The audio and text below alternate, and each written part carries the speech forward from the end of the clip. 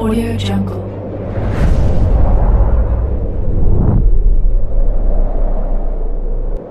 Yo, balik lagi bersama Mimin di Manhwa TV. Kali ini kita akan lanjutkan pembahasan dari cerita Rich is Can Buy Loyalty. Mimin infokan kembali bagi teman-teman yang ingin menonton video terbaru lebih cepat, silahkan bergabung menjadi member di channel ini dengan biaya 5.000 per bulannya. Jika tidak, teman-teman bisa bersabar lebih dulu selama 2-3 hari untuk menonton video tersebut. Tanpa berlama-lama, yuk kita masuk ke disclaimer dulu.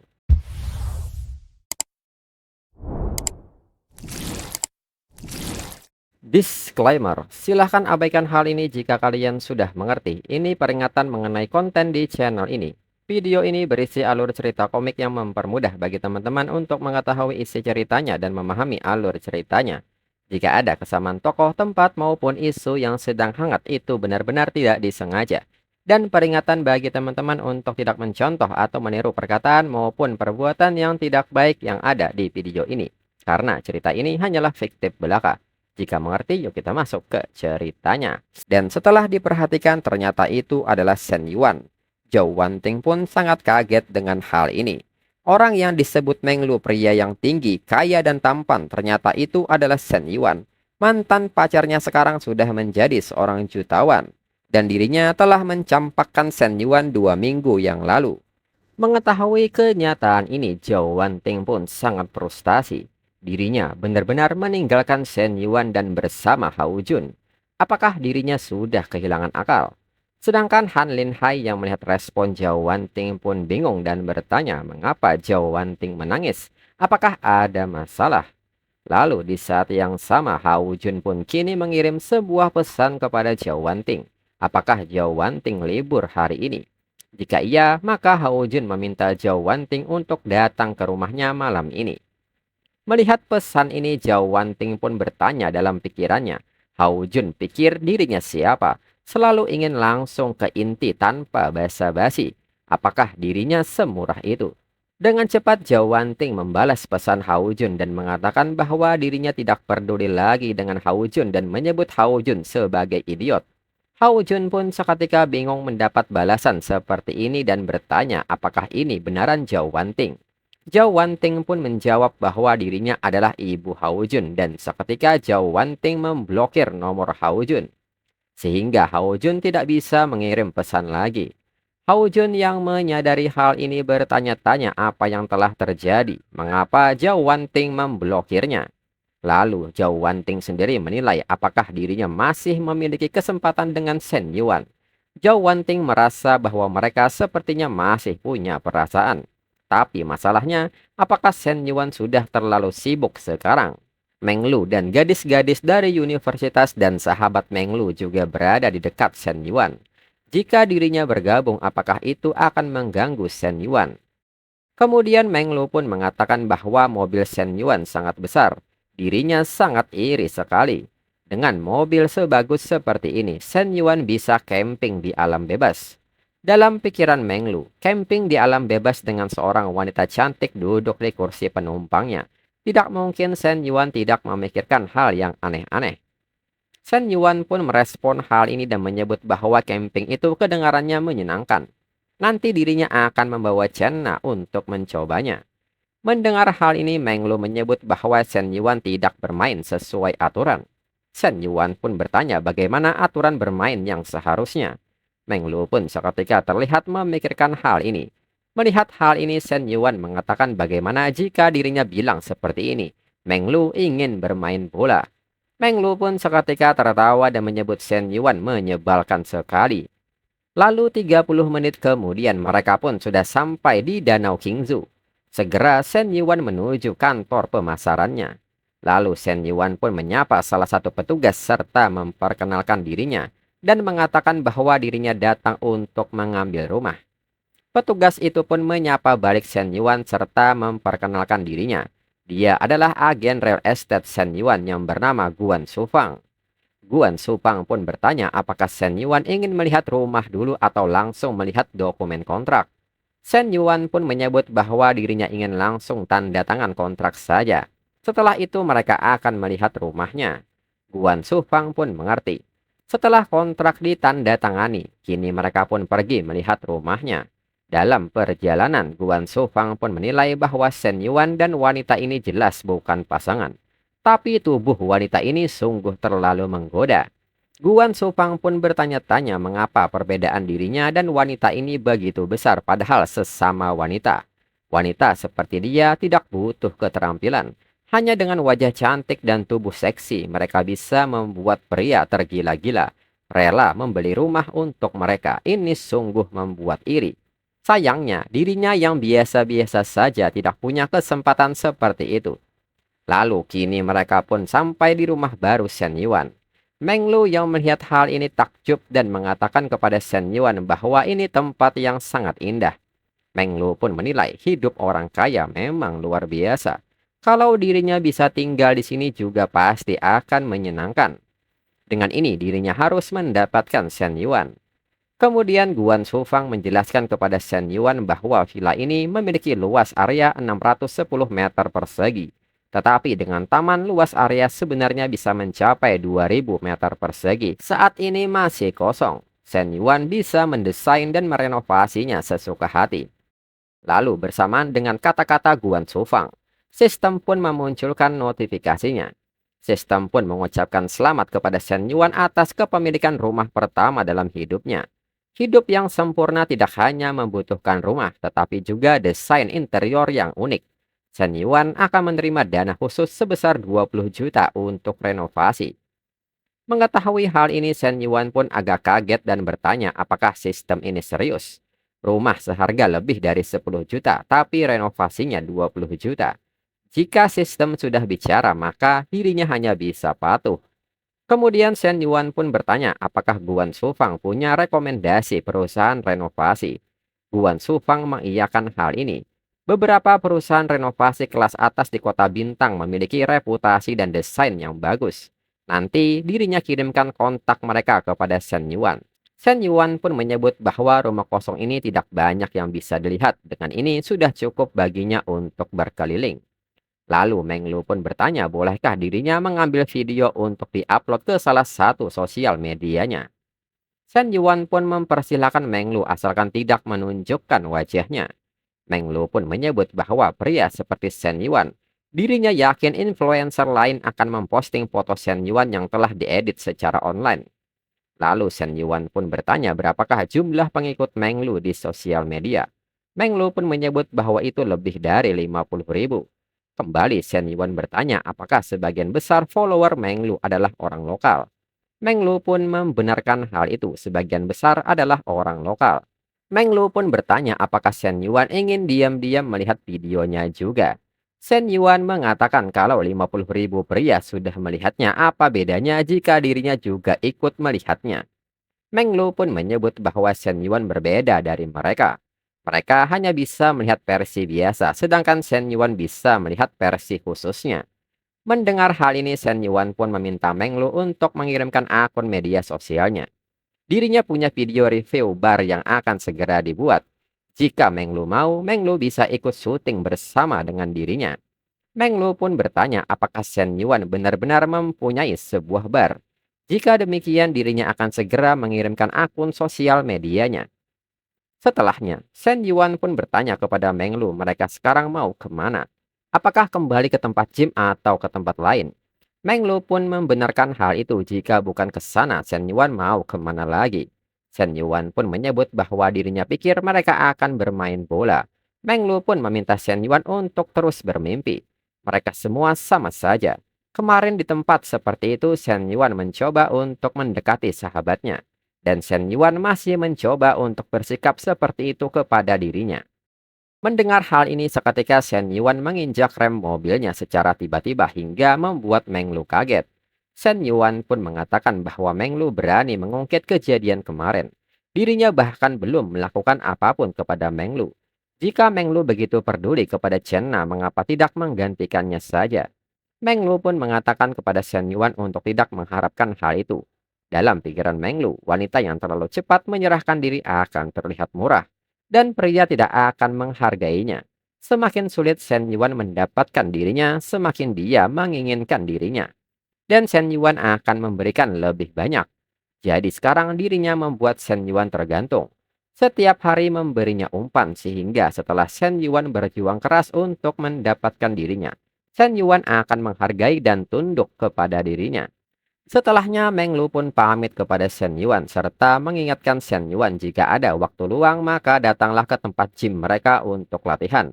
Shen Yuan pun mengerti dan jika ada waktu mereka akan bermain bola bersama. Lalu saat Meng Lu masuk ke tempat gym, Meng Lu telah ditunggu oleh seorang pria yang bernama Huang Mingbo yang merupakan manajer gym.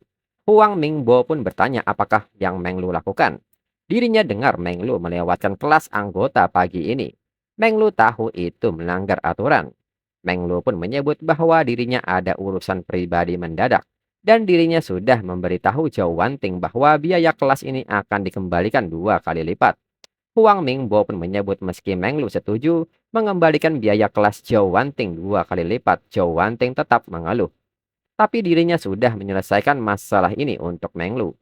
Mendengar hal ini, Meng Lu pun bertanya-tanya dalam pikirannya mengapa Zhou Wanting tiba-tiba mencari masalah dengan dirinya. Menilai hal ini, Meng Lu merasa Huang Mingbo memanfaatkan situasi ini. Dia menggunakan posisi manajer untuk mengkritiknya, lalu mencoba membujuk dirinya dengan nada ramah. Meng Lu pun bertanya soal pola pikir Huang Mingbo, apakah dia pikir bisa menaklukkan dirinya. Ini sungguh lucu. Orang seperti Huang Mingbo tidak akan bisa menaklukkan dirinya. Lalu Meng Lu pun pergi masuk serta mengucapkan terima kasih kepada Huang Mingbo. Jika tidak ada hal lain, dirinya akan kembali bekerja. Mendengar hal ini, Huang Mingbo pun menyebut bahwa ini sudah hampir jam 12. Apa pekerjaan Meng Lu sekarang? Lebih baik jika mereka makan bersama. Meng Lu pun meminta maaf dirinya membawa makanan sehat dan dirinya tidak akan makan makanan berkalori tinggi. Dalam pikiran Meng Lu, dirinya adalah pelatih dengan kinerja terbaik di tempat gym. Bahkan owner sangat menghargainya. Apa yang bisa Huang Mingbo lakukan pada dirinya? Selain itu, dirinya adalah wanita yang akan tinggal di villa besar di Danau Qingzhou. Mana mungkin dirinya membiarkan sampah menghalangi jalannya. Kemudian berpindah ke universitas. Saat ini Sekretaris Lu sedang bersama Sekretaris Komite Sekolah yaitu Kong Zhongfeng. Kong Zhongfeng pun mengulang pertanyaan dari Sekretaris Lu mengenai alasan mahasiswa bernama Shen Yuan. Apakah harus diterima langsung di basis kewirausahaan? Sekretaris Lu pun membenarkan hal itu. Kong Zhongfeng pun bertanya apakah Sekretaris Lu pernah berinteraksi langsung dengan Shen Yuan. Sekretaris Lu pun menyebut bahwa dirinya belum pernah berinteraksi langsung dengannya. Dirinya sudah minta Shen Yuan mengirimkan materi lamaran, tapi sampai sekarang Shen Yuan belum memberi respon. Kong Zhongfeng pun mengatakan karena mereka sedang memproses ini. Mereka perlu mendapatkan semua detail tentang Shen Yuan dengan benar. Mereka tidak bisa terburu-buru mengambil keputusan. Sekretaris Lu pun membenarkan hal itu, karena mereka harus menghindari kecerobohan. Sekretaris Lu pun bertanya bagaimana kalau dirinya menghubungi Shen Yuan sebelumnya. Kong Zhongpin pun merasa itu tidak perlu. Mereka tetap tidak boleh bertindak gegabah dan memperingatkan Shen Yuan. Mereka tetap tidak boleh bertindak gegabah dan memperingatkannya. Sore ini mereka akan mengadakan pertemuan pendahuluan. Dan mereka ingin membawa Shen Yuan serta guru pembimbingnya. Sekretaris Lu pun bertanya apakah Kong Zhongping akan datang sendiri. Itu masalah yang jauh lebih besar daripada dirinya dan dekan akademi yang datang. Kemudian berpindah ke asrama laki-laki. Huang Haibo pun mendekati Shen Yuan dan memberitahu Shen Yuan bahwa dirinya sudah lama mengobrol dengan Tian Yufing di media sosial.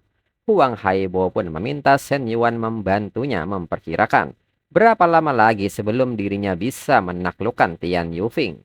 Lalu Shen Yuan pun membaca percakapan antara Huang Haibo dan Tian Yufing.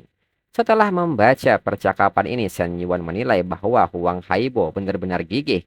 Lebih dari 3 tahun dan tidak ada sedikit pun kemajuan. Huang Haibo pun bertanya pendapat Shen Yuan tentang ini. Tian Yufing membalas setiap pesan sekarang. Sangat berbeda dari sebelumnya ketika dia tidak pernah membalas. Ini adalah lompatan kualitatif. Dirinya bisa merasakan bilah kemajuan terus bergerak maju. Mendengar hal ini, Shen Yuan tidak menyangka cara pandang Huang Haibo seperti itu. Selama Huang Haibo bahagia, dengan ini apalagi yang bisa dirinya katakan. Shen Yuan pun mengatakan bahwa Huang Haibo harus meminta Lao Chao untuk mengajari Huang Haibo. Huang Haibo pun menyebut bahwa Lao Chao adalah perawan total. Apa yang dia ketahui? Huang Haibo pun menyebut bahwa Shen Yuan lah yang paling berpengalaman di sini. Lao Chao pun seketika bereaksi dengan kata-kata Huang Haibo dan bertanya apakah hari ini dirinya ada menyinggung Huang Haibo. Kembali Huang Haibo mengatakan kepada Shen Yuan dengan perasaan senangnya. Paling tidak Tian Yuping membalas pesannya dan bahkan setuju untuk pergi di akhir pekan ini. Bukankah itu menunjukkan dia mulai menunjukkan perasaannya kepada dirinya lagi? Huang Haibo pun meminta Shen Yuan untuk mengatakan sesuatu kepada dirinya. Shen Yuan pun hanya bisa mengatakan bahwa itu memang benar adanya. Huang Haibo pun seketika bersemangat saat Shen Yuan mengatakan hal itu.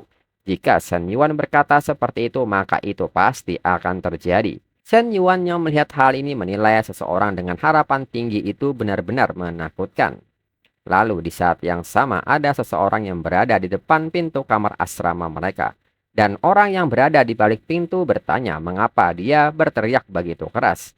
Saat Huang Haibo membuka pintu, Huang Haibo dikagetkan dengan sekretaris Lu, sekretaris Kong, serta Li Xiao yang berada di sana. Huang Haibo pun bertanya-tanya mengapa mereka semua ada di sini. Li Xiao pun bertanya apakah ada Shen Yuan di sini. Huang Haibo pun membenarkan hal itu dan mempersilahkan mereka untuk masuk. Huang Haibo pun bertanya-tanya dalam pikirannya mengapa mereka bertiga ada di sini. Apakah Shen Yuan menghancurkan beberapa hukum surgawi atau lainnya?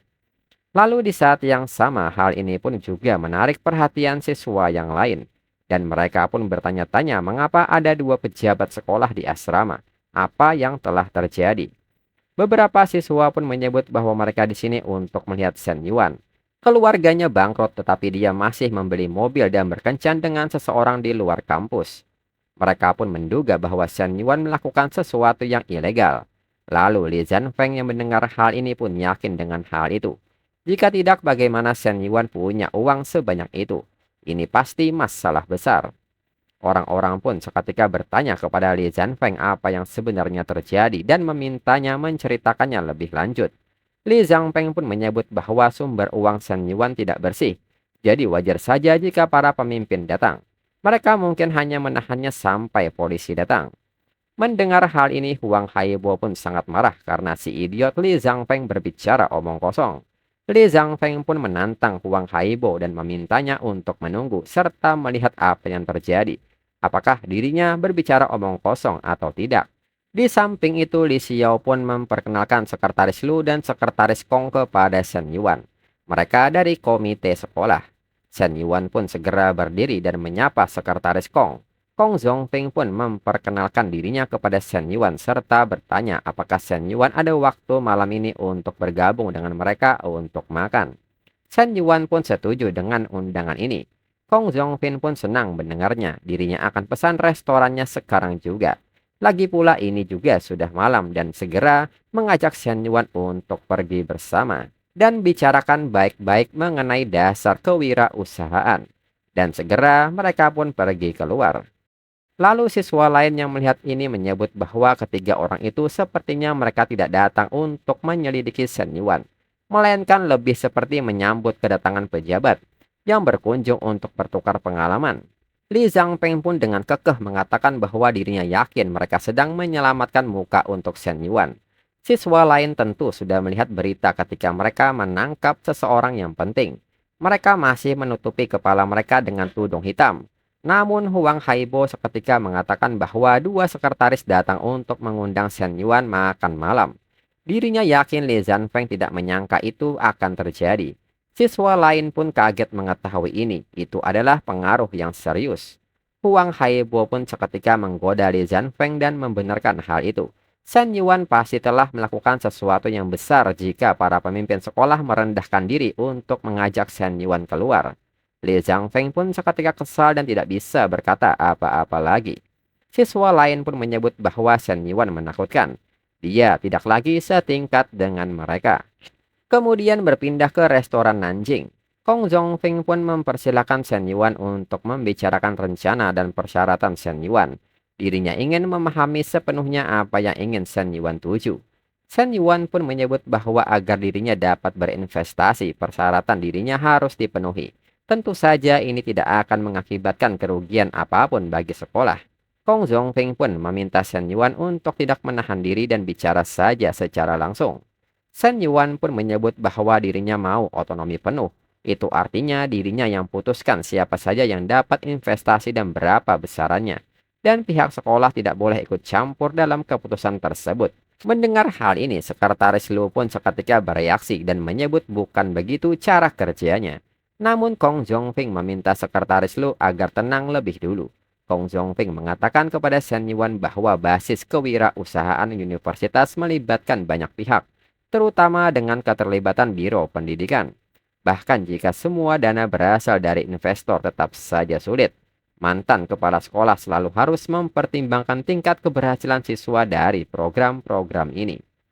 Lalu Shen Yuan pun menyebut bahwa tanpa dana, bicara soal tingkat keberhasilan hanyalah omong kosong. Sekretaris Kong bisa menganggap dirinya sebagai penanggung jawab pangkalan sebenarnya. Tingkat keberhasilan bergantung pada apakah siswa yang didukung dapat menghasilkan uang. Dan karena dirinya menginvestasikan uang, tentu saja dirinya ingin mereka menghasilkan uang. Tujuan mereka sebenarnya adalah sama. Dalam pikiran Shen Yuan, dirinya berbicara dari hati. Misi sistem ini adalah membantunya membangun industri dan reputasi baru. Lalu perlahan mengubah dirinya menjadi Taipan. Di masa depan, dirinya pasti akan membutuhkan banyak profesional untuk mengelola matriks industri besar ini. Daripada nantinya memperkerjakan orang luar, mengapa tidak menggunakan basis ini sekarang untuk melatih timnya sendiri? Yang lebih penting lagi bahwa misi sistem ini membutuhkan sejumlah besar NPC wanita. Wanita-wanita di masyarakat tidak semudah menangani gadis-gadis kampus. Dan kualitas gadis-gadis di sekolah mereka terkenal sebagai yang terbaik di seluruh kota bintang. Lalu Kong Zhongfeng pun merespon baik hal ini. Mengenai permintaan Shen Yuan, dirinya harus menghubungi Shen Yuan kembali setelah dirinya mengikuti seminar dengan pimpinan Biro Pendidikan. Shen Yuan pun mengerti dan setelahnya mereka pun kini menikmati makan malam. Kemudian Kong Zhongfeng mengatakan kepada Li Xiao bahwa Shen Yuan sedang mabuk dan tidak bisa menyetir. Dengan ini, Li Xiao bawa saja mereka kembali, sedangkan dirinya dan Sekretaris Lu akan balik lebih dulu. Lalu setelah mereka pergi, Li Xiao pun kini mengendarai mobil Shen Yuan. Li Xiao pun menyebut bahwa mobil baru Shen Yuan sangat luas. Shen Yuan pun mengatakan bahwa dirinya biasanya mengendarai sedan. Jadi kali ini dirinya ingin mobil SUV. Lalu di saat yang sama, Li Meng menelpon Li Xiao dan mengatakan bahwa dirinya harus ganti shift dan tidak bisa bantu pindahan. Li Xiao pun mengatakan bahwa itu tidak apa-apa. Dirinya sudah atur jadwal pindahan. Dan meminta Li Meng untuk tidak khawatir. Dirinya ada yang harus dilakukan sekarang dan mereka akan mengobrol lagi nanti.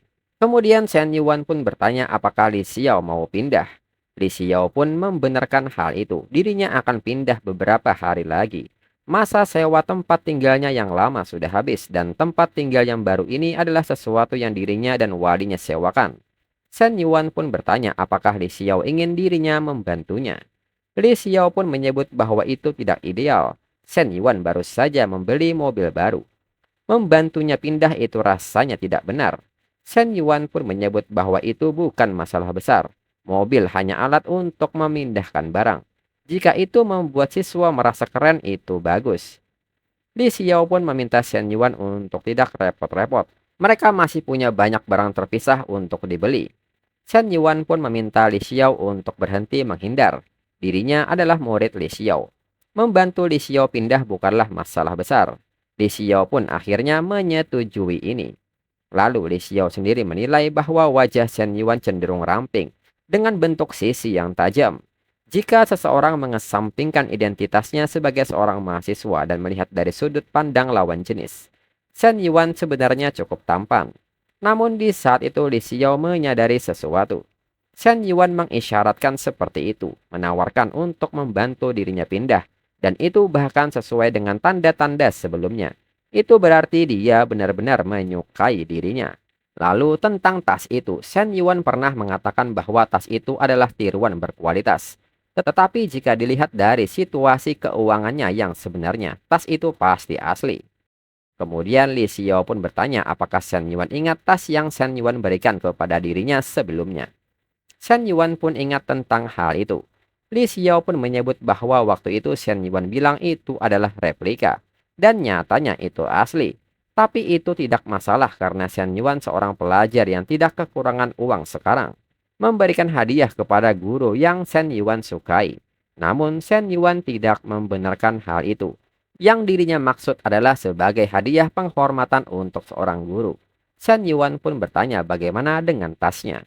Mendengar hal ini, Li Xiao menilai bahwa ini seperti yang diharapkan. Tapi itu tidak pantas. Pertama, dirinya lebih tua dari Shen Yuan, dan kedua, mereka adalah guru dan murid. Lalu saat Li Xiao ingin mengatakan sesuatu, Shen Yuan seketika meminta Li Xiao untuk diam.